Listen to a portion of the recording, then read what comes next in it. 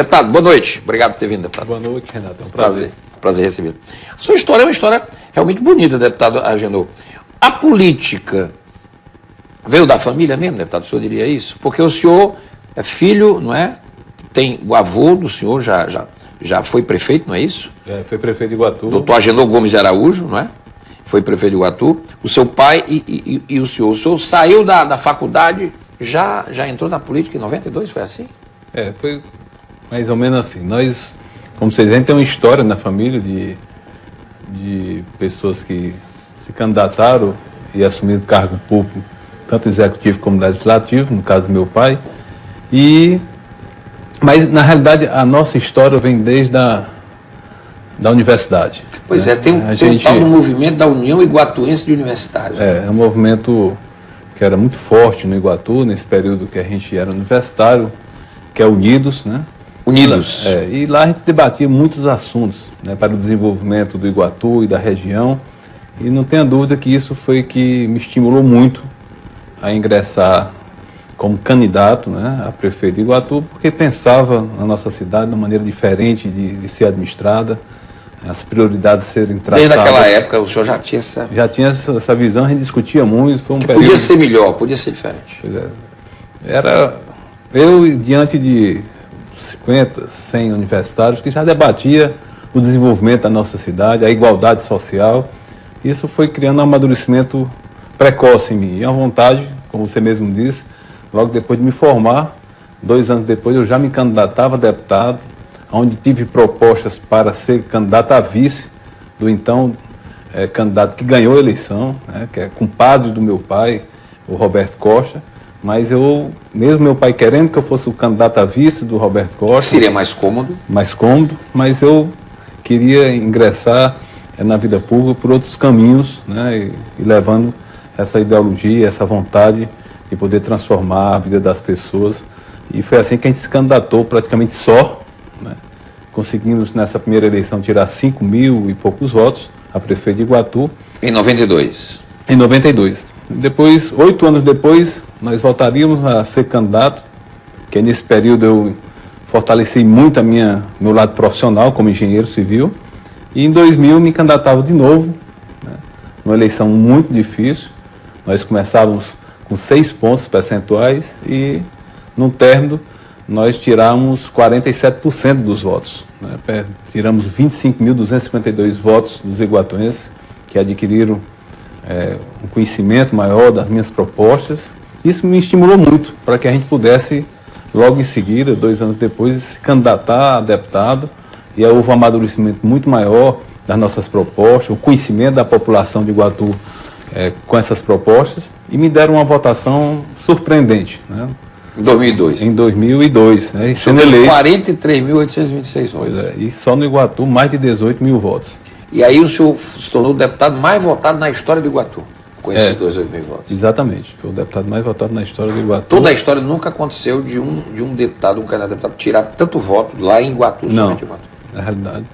E isso foi uma responsabilidade muito grande, né? A gente enfrentou, como eu já historiei aqui, um desafio muito grande e uma responsabilidade muito grande de poder retribuir tamanha confiança. Né? E fizemos vários projetos, né? Fomos um projeto de indicação aqui na Assembleia do agente rural, foi nosso, né? Lutamos, que é uma luta desde a época do universitário, pelo cursos de níveis superiores para a região, e foi através do nosso mandato de deputado estadual em 2003 que a gente conseguiu tirar a URCA pela primeira vez, um campus avançado da URCA, para fora do Cariri, e foi no Iguatu. E não veio da forma que nós queríamos, totalmente gratuita, mas veio cobrando uma taxa que lá depois, quando a gente foi eleito prefeito, a gente criou a Bolsa Universitária Municipal, que propiciou as pessoas que menos tinham a condição de poder ser isento dessa taxa, porque o município pagava.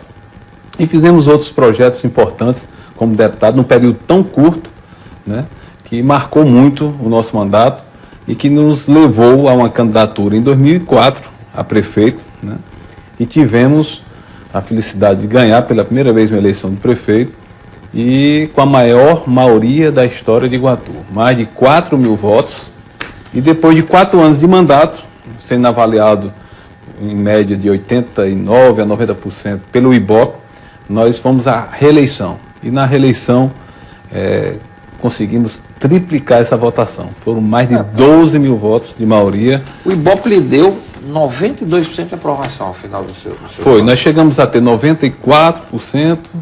94%, quer dizer, quase uma unanimidade. Pois é, chegamos a ter 94% de aprovação e 86%, que deu uma média de 89%, mas no último ano nós saímos com 92% de aprovação. Uma média de 89%, que é uma média espetacular. Extraordinária. Foi o Ibope mesmo, se você entrar no site do Ibope, você vai ver que é dito mesmo por eles como uma das maiores avaliações do nosso país. E foi muito reconhecido, até mesmo fora do Brasil. Isso me dá uma satisfação muito grande. Programas inovadores, como agente da educação, né? Agente do bem. Mas eu queria até, deputado, aproveitar para o senhor falar um pouco disso, porque ninguém chega a 89% em média de aprovação e 92% por nada. O que tão extraordinário foi feito no Iguatu para que o povo reconhecesse a excelência da administração? Eu, antes de chegar à prefeitura, eu cobrava muito determinados recursos e o direcionamento desses recursos. O IPVA, onde é que vai o dinheiro do IPVA? E eu peguei um município com muitos meses em atraso, uma crise tremenda, a população descrente completamente. Então eu entendia que era muito importante para eu ter o sucesso na nossa gestão que eu tivesse transparência nas ações e que tivesse um governo verdadeiramente participativo, que eu pudesse trazer as pessoas para as decisões. E assim é que nós fomos trabalhando. O IPVA, tivemos uma reunião com o Sindilog, Associação Comercial, CDL, e foram eles que decidiram como aplicar o dinheiro do IPVA. Na época era o banco, o BEC, muitos até na época duvidavam se aquele dinheiro existia mesmo, e tinha lá R$1.700.000 arrecadado naquele ano do IPVA.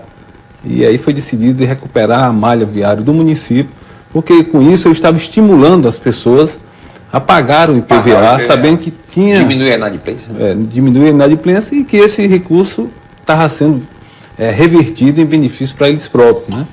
E fizemos uma administração onde as pessoas elogiam muito os avanços que aconteceram no Iguatu, mas quando chegava alguém para visitar a nossa cidade, eu levava para os bairros mais distantes, porque foi feita uma administração focado em todos, mas que verdadeiramente priorizasse as pessoas que menos tinham. Os mais carentes. E isso foi a marca muito forte da nossa gestão, e se você for a Iguatu comigo, você sente isso claramente, a admiração, o respeito, o carinho que eu consegui adquirir fazendo essa administração dessa forma. Então foram vários programas, o Agente da Educação. O que era o Agente? O Agente da Educação, que nós criamos, como eu disse, o Agente Rural, ainda lá na candidatura, no mandato do deputado em 2003, mas o Agente da Educação, e veja como os nossos programas foram criados. Eu com problema, um filho meu, com problema de aprender a ler, com dificuldade, contratei um professor particular. Mas sempre pensando em quem menos tem, vem à minha mente quantas crianças podem estar passando por esse mesmo problema e não tem como pagar o professor particular. E aí surgiu o Agente da Educação, que teve uma amplitude muito maior. Esse agente vai na casa para dar reforço, mas detectava que tinha um problema social naquela família, então foi tendo um raio de atuação em outras áreas, na área da saúde, na área social, e estimulou criar outro programa, que é o Agente do Bem. O Agente do Bem, as pessoas mais carentes, elas deixarem de pagar a conta de luz e água. Mas não apenas só deixar de pagar a conta de luz e água, tinha que ter uma contrapartida. Tinha que ter uma contrapartida do meio ambiente, tinha que adotar 3 árvores, estar na coleta seletiva do lixo, na área da educação, estar com seu filho na escola com a frequência de mais de 80%, na área da saúde, ter o cartão saúde, uma série de exigências que no início achava que era um absurdo, que eu estava como prefeito exigindo demais das famílias mais carentes. Mas na realidade a gente estava mudando, né, a mentalidade, né, que as pessoas as pessoas não pagavam a luz. Elas deixavam de pagar, mas em contrapartida tinha que estar na área do meio ambiente, na área social, da educação, na área da saúde. As pessoas não compreendem que esse dinheiro que a prefeitura deixava de arrecadar, ela ganhava por um outro lado, por essas questões sociais que melhoravam. Melhoravam, e essa pessoa aumentava muito o grau de conscientização, de preservar o meio ambiente. Então foi um negócio muito importante que deu resultados. E aí já puxa um resultado significativo na nossa gestão, que a gente considera que foi a diminuição da mortalidade infantil em 68%. Nós chegamos a índice do primeiro mundo, em torno de, no último ano, no penúltimo ano, 8,6% da mortalidade infantil. Então foi um índice muito importante. Mas se comparar com o índice do Nordeste, então, não se fala. Pois é, nós tínhamos um programa que toda a rede de saúde do município sabia, se morresse uma criança no município, o prefeito, Agenor, ia naquela casa para conversar com a família, para saber o que é que houve alguma falha de acompanhamento do agente de saúde, houve alguma falha da nossa equipe. Então toda a equipe ficava atenta para que isso não acontecesse. Isso, como eu disse, eu não faria nada, mas fizemos muito pelo Iguatu, tem muito mais para ser feito, não tenha dúvida, mas fizemos porque tivemos uma equipe competente. Agora, deputado Agenor, mostra também o que o senhor acaba de dizer aí, com base em números, não é? Que são números, foram atestados, 68% de mortalidade infantil, quer dizer, uma mortalidade com padrão de primeiro mundo, isso no Nordeste, isso não é pouco.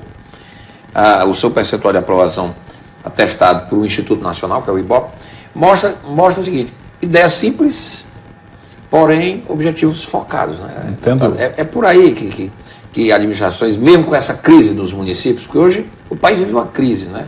Os municípios reclamam, o governo federal atrasa repasses, muita coisa fica nos ombros das prefeituras, isso é verdade também, os prefeitos reclamam muito que são cobrados. Hoje, na área de saúde, tem município que está investindo mais de 30%, quando na verdade, constitucionalmente, é para investir só 15%. Mas o prefeito é o mais cobrado, né, deputado? Não entendo. Porque ele está ali na cidade. Eu, quando era prefeito, vivenciei muito isso e a gente fez vários programas para cuidar das pessoas. E cuidar das pessoas, cuidar também das nossas crianças. Em virtude disso, nós conseguimos receber um prêmio que eu considero um dos mais importantes, que foi Prefeito Amigo da Criança. São 5.400 prefeitos e foram premiados apenas 189 prefeitos. Então já era. O senhor foi um deles? E eu fui um deles, que foi um marco muito significativo. E o mais importante ainda foi, na solenidade lá no governo federal, a gente ser... Era o Lula o presidente? Era a presidenta Dilma. Já era Dilma? Já era Dilma. No primeiro mandato. E no momento dessa premiação foram chamados apenas 7 prefeitos no Brasil como destaque nacional.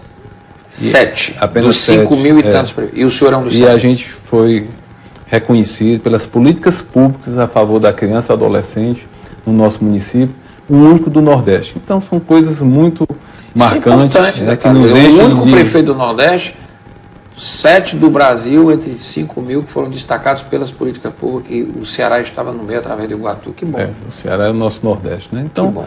Hoje eu vejo que a situação econômica que os municípios brasileiros estão vivendo, pode ter certeza que da minha época, dessa era que eu acompanho políticas públicas, administrações públicas municipais, é a pior crise de todas. Por quê, deputado, na sua opinião? A minha opinião vem de uma série de situações onde uma política pública paternalista, politiqueira do governo federal, que quis dar um protecionismo visando uma eleição. Isso, quem pagou a conta com as isenções que aconteceram, né, de impostos, de IPI, porque o governo federal, se quisesse dar isenção, das contribuições, que as contribuições não são rateadas pelo governo federal nem o governo do estado. O IPI quebra nos municípios. Quebra nos municípios e nos estados. E fortemente nos municípios do Nordeste, tem os municípios mais pobres, né, e os menores municípios. Então a conta vem de longe. Quando chega, foi pago lá atrás pelos municípios brasileiros e agora com esses escândalos de corrupção no nosso país, com essa dívida que o país está começando a pagar, que ninguém sabe o tamanho dela, porque todo dia aparece uma conta. Descobre uma conta maior do que a gente pensava que era a maior de todas, né? Verdade. Então a situação eu considero muito difícil, caótica verdadeiramente, a situação econômica dos municípios. E eu que acompanho muito, posso dizer para vocês que os meses bons de arrecadação era até maio. Eu digo era. Porque hoje ninguém sabe. Porque abril, eles estão vivendo uma situação difícil agora em abril. Então era até maio. Eu entendo que serão poucos municípios, não apenas do Ceará, mas do Nordeste inteiro, talvez até do Brasil, que chegará chegarão os municípios no mês de agosto para ter condição de pagar a folha. Porque é uma situação de queda acentuada de arrecadação, as obrigações no sentido contrário, que é aumentando, então a conta não fecha. Então é muito preocupante, porque quem paga com isso são as pessoas, e principalmente as pessoas que menos têm. Quem sofre é o povo lá embaixo. Se nós fizermos uma comparação, por exemplo, nos municípios da Europa, a concentração de arrecadação fica mais de 60% nos municípios.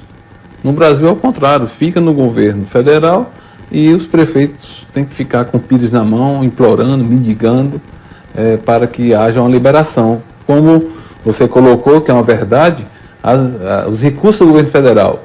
O município faz convênios com o governo federal. Esses convênios para ser liberado de acordo com as medições através da Caixa Econômica. E que não acontece.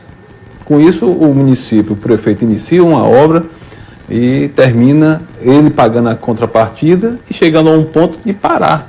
Aliás, teve uma reunião essa semana na Confederação dos Municípios, né, o Paulo Zulowski, né, que é o presidente, e ele declarou que 70% dos problemas financeiros dos municípios são causados pela União, porque ela faz os convênios, você acabou de dizer, o prefeito assina, porque quer aderir, são programas importantes, como creches, programa de agentes comunitários, etc.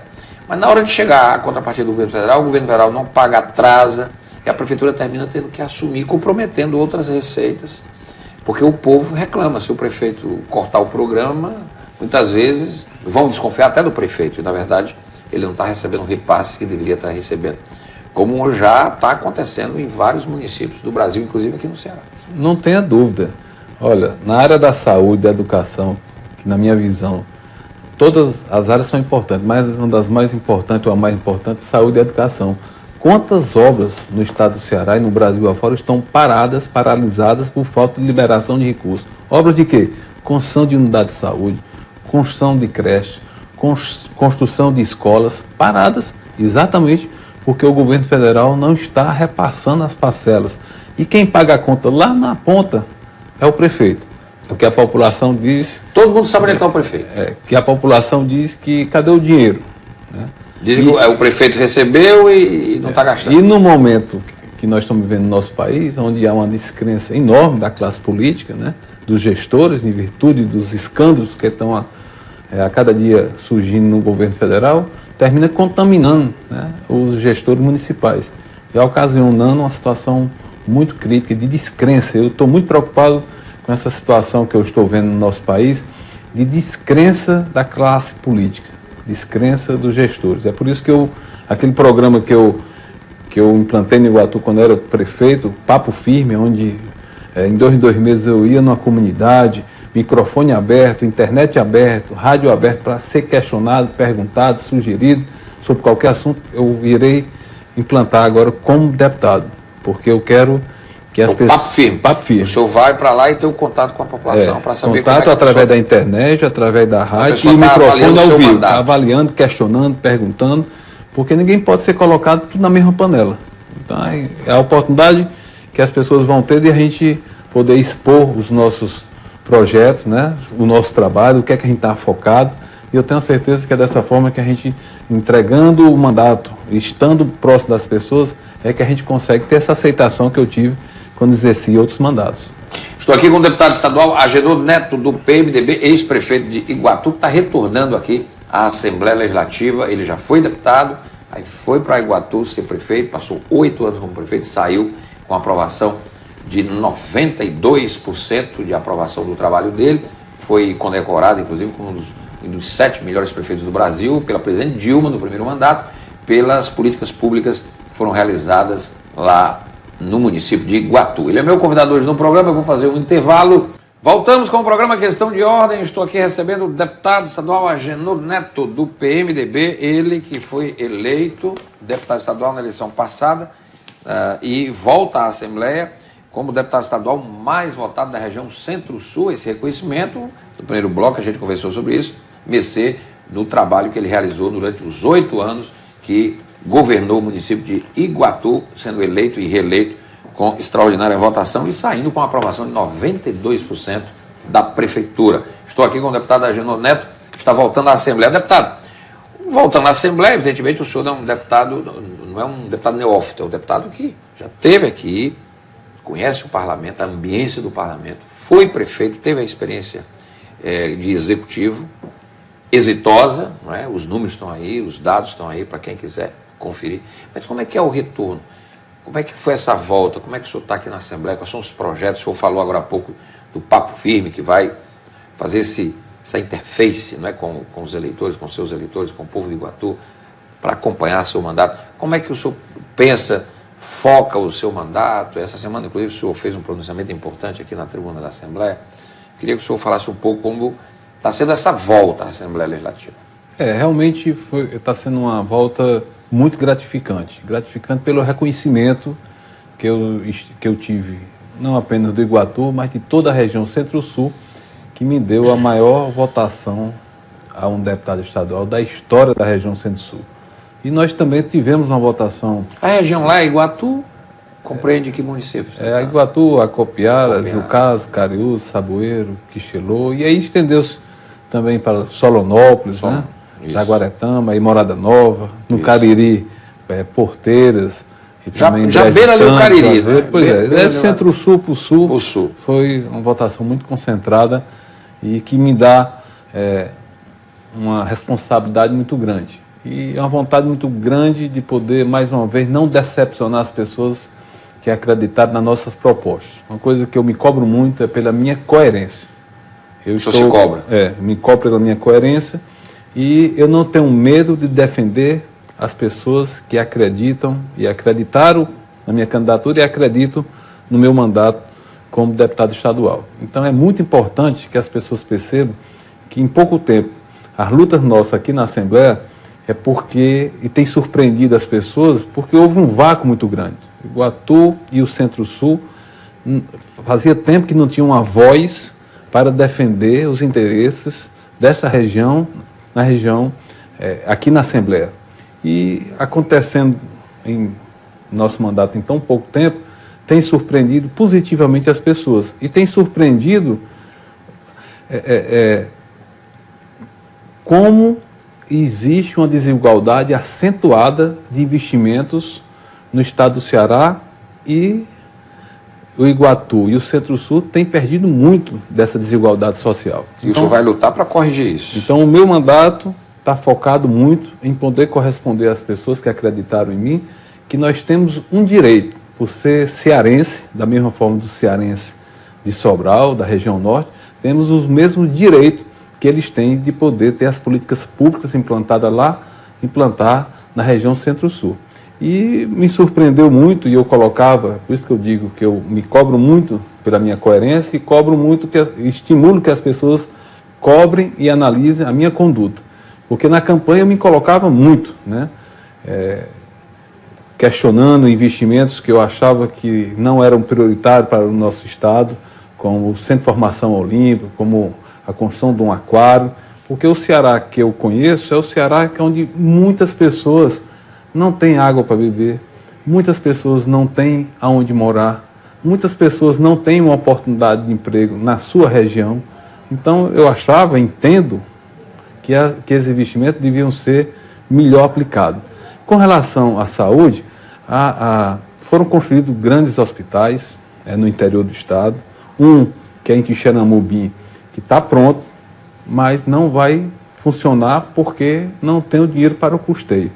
E eu me coloco muito na questão que as políticas públicas da saúde no estado do Ceará deveriam ter sido para dar as condições de funcionamento nos hospitais polos que já existem. E não foi feita essa prioridade. E na região Centro-Sul, se eu comparar a região Centro-Sul com a região Norte, o estado do Ceará investe per capita no Norte mais de R$400. E na região Centro-Sul, menos de 100 per capita, por pessoa, R$400. O que é investido na saúde por pessoa, na região Norte, mais de 400. E na região Centro-Sul, menos de 100. Nós temos uma séria... É um paradoxo. Nós temos uma grande dificuldade na região Centro-Sul, a falta de médicos para o Hospital Regional do Iguatu. Falta de médico. Falta de que, médico. Aliás, é uma gripe geral, né? Mas veja bem, o que é um Ceará desigual. Todo dia sai de Fortaleza um avião cheio de médicos para o Hospital Regional de Sobral, pago pelo governo do estado, que é o mesmo governo do estado da região centro-sul do Iguatu. Então, por que lá tem e nós não temos? Nós não podemos aceitar essa desigualdade.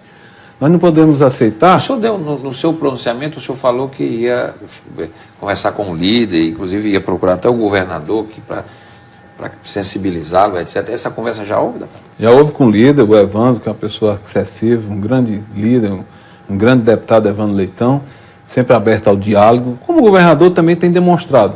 Eu espero que até segunda-feira ele possa nos receber, eu e o prefeito de Iguatu, que tem feito um esforço extraordinário para tentar resolver esse problema. Como é o nome do prefeito? Aderilo Filho. Aderilo Filho. Tem feito uma grande gestão no município de Iguatu e que nós vamos avançar para buscar os nossos direitos. Não estamos aqui para pedir favor a ninguém, estamos para pedir o direito de isonomia, porque nós não podemos ver um Ceará onde a Prefeitura de Sobral não investe nada no Hospital Regional de Sobral e a Prefeitura de Iguatu está investindo quase R$800 mil por mês no Hospital Regional do Iguatu. Isso dá mais de 9 milhões de reais. Enquanto um município, até mais rico que o Iguatu, não investe nada, e o Iguatu investir mais de 9 milhões e não está bem, né? Falta médico, né? Embora sejam os camilianos que estão administrando, mas o município hoje de Iguatu não tem a mínima condição financeira de pagar os fornecedores. O governo federal não ajuda em nada também, não? Não, porque... o que o senhor está dizendo aí, o governo estadual ajuda pouco e o governo federal não ajuda em nada. Não, na realidade, quais são as receitas do Hospital Regional de Iguatu? R$400 mil é repassado pelo governo federal. Sim. Que são as IHs dos 10 municípios da região. O governo do estado entra com 390 mil e o município de Iguatu entra com mais de R$700 mil. Como é que o município investe mais do que o governo federal e o governo do estado? E outra coisa, o município de Iguatu é o único que investe com recurso próprio no Hospital Regional de Iguatu, para atender um hospital regional. São 10 municípios, não é um hospital municipal. Então, todas essas situações é que nós estamos colocando no nosso mandato, porque vamos buscar meios de resolver. Um distrito industrial para viabilizar a questão de geração de emprego, várias indústrias querem instalar no Iguatu, mas falta o distrito industrial que em outras regiões tem. Então, o prefeito Aderilo oficializou para o secretário de Saúde do Estado, Carlinhos Lavô, como também para o governador Camilo, que vai entregar o Hospital Regional do Iguatu para o Estado administrar. Ele hoje administra o de Sobral, sem custo nenhum para a Prefeitura de Sobral. Hoje ele administra o Hospital de Juazeiro, sem custo nenhum para Juazeiro. Talvez aí então, possa chegar ao meu termo. Né? Um diálogo para poder a gente chegar no entendimento, porque, olha, quando o governo chamou os prefeitos, e lá atrás eu ainda era prefeito, para fazer o consórcio das policlínicas do CELS, foi dito aos prefeitos na época que com o tempo iria diminuir essa contrapartida dos municípios, para estimular os municípios a entrar no consórcio. O que aconteceu esse ano é que o Estado diminuiu a contrapartida dele, Estado, em R$1 milhão, quase 997 mil, quase R$1 milhão do Estado, mas dos municípios continua a mesma. Veja a situação como é caótica dos municípios. E esse dinheiro que foi cortado poderia muito bem ser direcionado para os hospitais polos, com isso amenizar um pouco. Né, dessa situação. Então, o prefeito Aderilo está marcado, e eu estarei presente segunda-feira, uma reunião com o Ministério Público, Isabel Porto, a promotora de saúde, para poder expor a situação e tomar uma decisão, creio, judicial com relação ao hospital. Deputada Agenor, os outros municípios da região, o que dizem? Pronto, boa pergunta, eu até não coloquei. Houve uma reunião com o secretário Carlile e com os prefeitos da região, muito sério, incluindo muito sério, uma pessoa extremamente competente, comprometida, conhecedora dos problemas de saúde do nosso estado, mas também limitado financeiramente. O problema é a crise. A crise é um negócio. Então, o Estado, através da Secretaria de Saúde, juntamente com a Secretaria de Saúde do município de Iguatu, foi feito um levantamento, então a gente tem um diagnóstico da situação financeira do Hospital Regional de Iguatu. E o secretário Carlitos chamou todos os prefeitos para mostrar esse diagnóstico, e os prefeitos teriam que entrar, e não apenas o Iguatu, proporcionalmente. É o lógico. Né? É o lógico, e não o Iguatu bancar pelos outros municípios.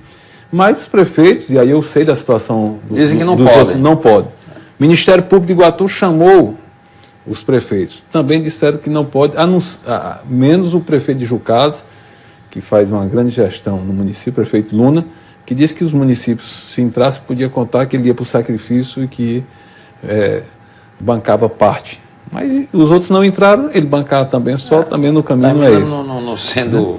E que fato é que, recentemente, essa semana, o prefeito Aderilo Filho do Iguatu foi chamado ao Ministério Público, provocado pelos camilianos que administram o hospital, para tomar uma decisão. Os camilianos são religiosos? São os religiosos. E os camilianos que estão administrando estão vendo que a situação está insustentável. Está insustentável. Né? E, dito por eles próprios, que também está o Hospital Regional de Crateús. O prefeito Paulo Duarte entregou o Hospital de Limoeiro. O de Quixeramobim também está entregando. E quando o Paulo Duarte sinalizou para entregar o hospital, o governo do estado chamou os camilianos para administrar o Hospital de Limoeiro. E os camilianos disseram, enquanto vocês não resolverem o problema de Iguatu, do Hospital Regional do Iguatu e o Hospital Regional de Crateús, como nós poderemos administrar outro hospital? Então a situação é uma crise grave, né? É uma crise grave que vem, na minha visão, só está acontecendo por falta de um planejamento, de traçar prioridades lá atrás para poder a gente... Era para estar dando agora uma sustentação, uma condição financeira melhor a esses hospitais polo, porque nós estamos tratando de vidas, nós estamos tratando de pessoas, e quem tem um familiar em casa em doença sabe como nós nos tornamos sensíveis num familiar doente e a gente não vê as condições mínimas, básicas, ter nos hospitais regionais do estado do Ceará, mostra que nós estamos numa crise muito acentuada com relação à saúde também. A informação que eu estava lendo hoje, em Recife, 3 UPAs fecharam, que são aquelas unidades de pronto atendimento que atendem também, fecharam por falta de repasse de verbas. O governo federal não está passando, né, as suas obrigações, os recursos. Vou citar um fato para você, também por parte da situação crítica também, o governo federal não repassa, com certeza o governo do estado vai suprir a não liberação dos recursos do governo federal e deve estar bancando. E com isso deixa de bancar outras obrigações. E vou citar um fato. As policlínicas do estado do Ceará, o governo, o último mês que ele passou o dinheiro para as policlínicas foi outubro de 2014.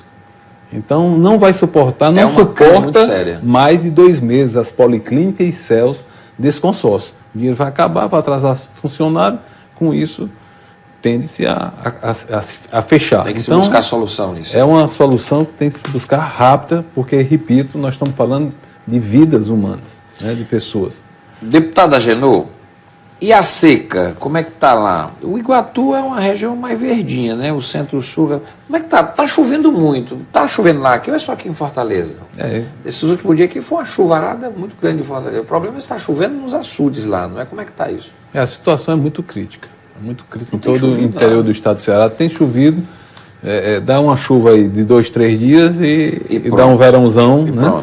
E não está se acumulando água. Então é uma situação muito preocupante. O município de Iguatu tem um problema grande, que é a adutora do Tru-Sul. Ela já está no seu limite máximo, então tem que conseguir recursos para a construção de uma nova adutora. E os municípios vizinhos ali do nossa região centro-sul, Cariri já está chovendo mais um pouco, mas não está fazendo água. Você passa no açude do Banabiú, você fica impressionado e triste com aquela situação. Então, é uma situação também muito preocupante. O Banabiú, ele leva água para o Cedro também, não é? E que ele já está quase seco. Está quase seco. Então, a gente tem que pensar, né, todas as questões com muita sensibilidade e com muita extrema preocupação. Então, o governador Camilo tem demonstrado essa preocupação, né, e já traçando um planejamento, mas nós temos, mais uma vez, ver que nós poderíamos ter amenizado muito esses problemas básicos de faltar água para beber se nós tivéssemos priorizado a perfuratriz. Poços, né? Poços. Se tivesse comprado perfuratriz, feito consórcio com os municípios, nós estávamos hoje amenizando muito. Então são investimentos que, na minha visão, não eram necessários ser feitos no estado do Ceará, que poderia ter se focado em investimento visando a melhor condições de vida das pessoas e que não foi feito. Mas não adianta chorar, tem que pensar daqui para frente, tem que tentar resolver agora. Planejar, correr contra o tempo, para que a gente não possa mais enfrentar situações tão difíceis com a seca como nós estamos enfrentando esse ano. Agora, deputado Ageno, o seu partido é o PMDB, ele é o partido do vice-presidente da República. Mas se houver essa crise nacional aí, a presidente Dilma passando por sérios problemas aí, popularidade, as pesquisas, protestos, etc. O vice-presidente agora é o articulador político, porque parece que a articulação do Palácio Planalto com o Congresso não funcionou, quer dizer, e o PMDB tem sempre foi um partido que tem assim, uma participação muito grande na chamada governabilidade. Como é que o senhor vê essa deteriorização assim do governo federal? É preocupante, não é? Quer dizer, 3 meses de governo, no entanto, a gente vê uma falta de diálogo, de coordenação, e o PMDB tem essa responsabilidade porque tem o presidente da Câmara, o presidente do Senado e o vice-presidente da República, né?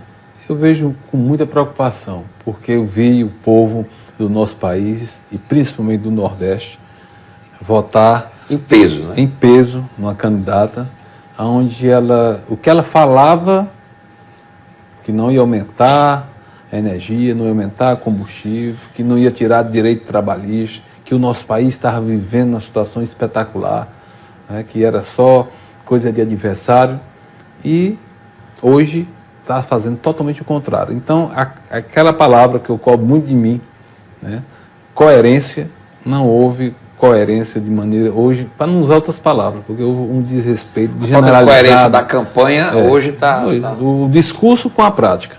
Né?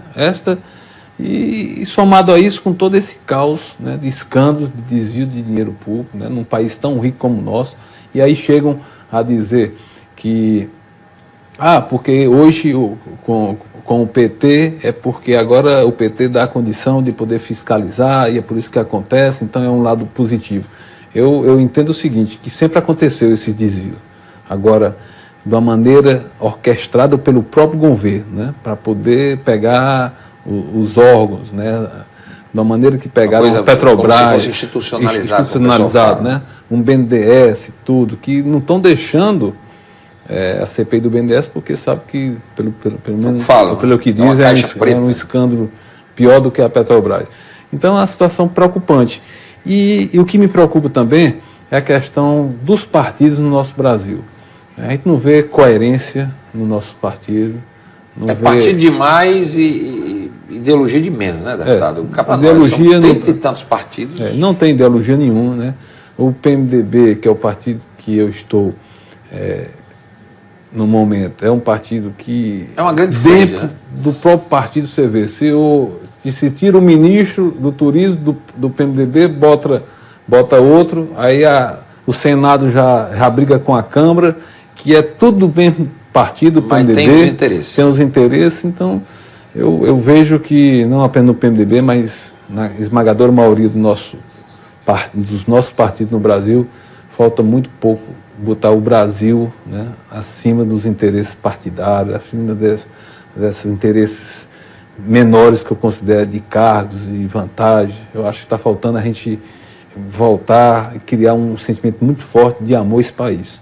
Um patriotismo que, as manifestações nós não estão temos. mostrando um alento na medida em que a população está indo para a rua, não é? Quer dizer, um sentimento de brasilidade, mas dizendo que não suporta mais muitas coisas aqui que estão acontecendo, que já passou do limite, muita coisa. Eu entendo que nessa próxima eleição, que ainda vai acontecer no próximo ano, a população está saturada. E ela vai procurar realmente quem tem coerência, quem tem compromisso, quem tem uma história verdadeiramente em busca de uma qualidade de vida melhor para as pessoas. E quem realmente quer cumprir sua obrigação. Porque você dá um mandato a alguém, aquele alguém, ele é obrigado, ele tem a obrigação, não está fazendo favor a ninguém, a obrigação de poder ser coerente do que dizia na campanha. E eu tenho a certeza que a população nosso Brasil, pelos movimentos que nós estamos vendo aí, por essa juventude que está cada dia mais ciente das suas responsabilidades, que possa se envolver no processo político, né, para que a gente possa ter uma mudança significativa, porque o nosso país é muito rico, tem uma condição muito grande de fazer, de estarmos entre os melhores países do mundo, não tenho dúvida disso. Agora, o que falta realmente são gestores e políticas públicas que possam verdadeiramente mudar a vida das pessoas. Deputado Agenor, eu queria agradecer a presença do senhor hoje aqui no programa, parabéns pelo seu trabalho aí, por essa trajetória e sucesso, não é? Dessa sua retomada aqui como deputado, iniciando aqui um segundo período, o senhor como deputado representando o Iguatu e a região do Centro-Sul aqui na Assembleia Legislativa, depois de uma passagem, não é, exitosa, não é, com todo sucesso lá pela Prefeitura de Iguatu. Muito obrigado por ter vindo. Sucesso, deputado. Eu que quero agradecer, quero aproveitar aqui a oportunidade para pedir a você que está me vendo nesse momento, ouviu essa entrevista, que você possa acompanhar o meu trabalho, que possa acompanhar e vai, não tenha dúvida, encontrar uma coerência do que eu dizia na campanha, da minha história em prol da igualdade social, que continua.